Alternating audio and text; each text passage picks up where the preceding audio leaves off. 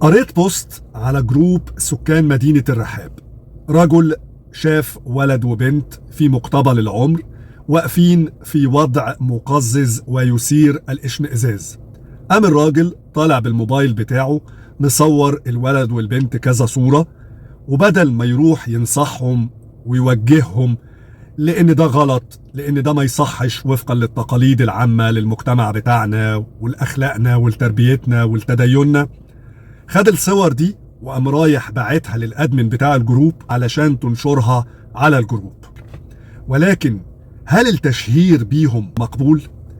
وهنا عايز أوجه سؤال للراجل اللي استخدم الموبايل بتاعه وصور الولد والبنت في الوضع المخل واتضايق منه. ليه حضرتك ما مسكتش الموبايل بتاعك وتصور الأطفال المشردين في الشوارع اللي مش لاقيين مكان يناموا فيه أو يتعلموا فيه؟ ما مسكتش حضرتك الموبايل والكاميرا بتاعتك وصورت عشرات الآلاف من المرضى اللي مش لاقيين مكان يتعالجوا فيه وبيعانوا من الألم ونضرة الدواء وبيعانوا من عدم وجود مستشفيات كافية علشان يتعالجوا فيها؟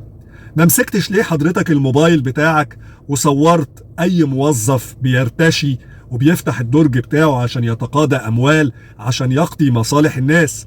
ما شفتش حضرتك القمامة اللي بتترمي في الشوارع وصورتها بالموبايل علشان نوجد حل بدل ما تخلي المناظر وحشة؟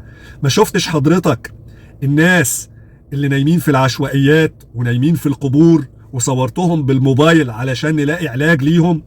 ما شفتش حضرتك الراجل اللي ممكن يضرب واحدة ست مراته في الشارع ويهينها قدام الناس ومحدش بيدافع عنها؟ ما مسكتش حضرتك الموبايل بتاعك وتصور فيه الناس الكبار السن اللي اترموا من جحود أولادهم في الشارع وبقوا بلا مأوى ومش لاقيين مكان يعيشوا فيه؟ ما شفتش حضرتك عواميد الكهرباء اللي بتتسرق الغطيان بتاعتها وتبقى الأسلاك مكشوفة ممكن تصعق أي طفل أو أي إنسان؟ ما شفتش حضرتك البلاعات اللي بتتسرق الغطيان بتاعتها علشان تتباع وتصورها بالكاميرا؟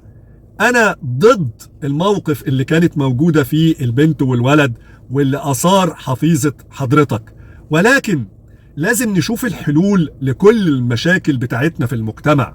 مش منظر ولد وبنت واقفين مع بعض مسكوا ايدين بعض بيبوسوا بعض هو ده يبقى شغلنا الشاغل في المجتمع كله وعندنا مشاكل كارثية. ما نوجه جهودنا كلها ان احنا لما نشوف اي حاجة غلط في بلدنا نطلع الطاقة الإيجابية بتاعتنا علشان نصلحها. ما يبقاش تركيزنا بس على البنت والولد أو المرأة اللي بياخدوا النصيب الأكبر من الاهتمام وبيبقى فيه ممكن تحريض عليهم بالعنف. طب ما نعالج المشكلة بتاعت الولد والبنت دول بالنصح والإرشاد. ما نطرح حوار مجتمعي للشباب اللي عايز يتجوز والتكاليف مرتفعة عليه. ما نشوف حل للشباب ده بدل ما نخليهم عرضة للأذى. نحتويهم ونوجههم ان ده غلط، نسهل لهم اجراءات الجواز، نخفض ايجارات الشقق بدل الجشع اللي وصل اقل شقة دلوقتي ل10,000 جنيه للايجار. الناس هتعمل ايه؟ لو شباب عايزة تتجوز هتعمل ايه؟ لازم يبقى فيه تعاون مجتمعي وطرح للمشاكل نحاول نحلها، مش ان احنا نتعرض للتشهير بالناس ونخوض في اعراضهم.